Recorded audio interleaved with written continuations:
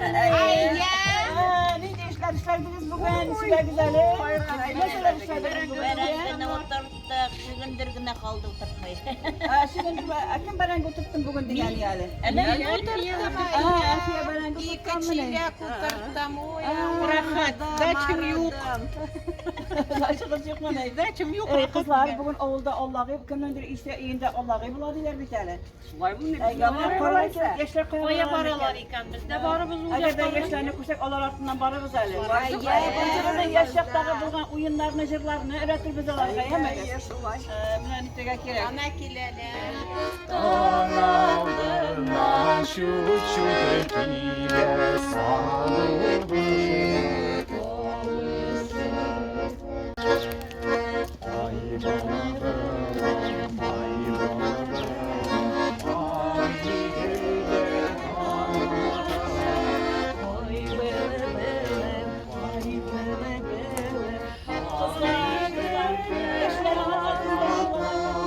ay gele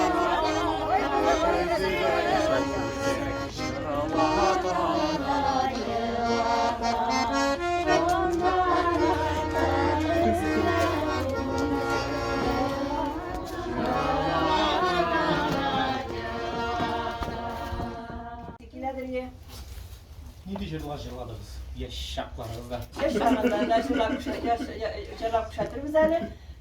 Ecelinden de kıyaş kaşığı yani İlyas Akınlar kıyaş. Dağda yaprak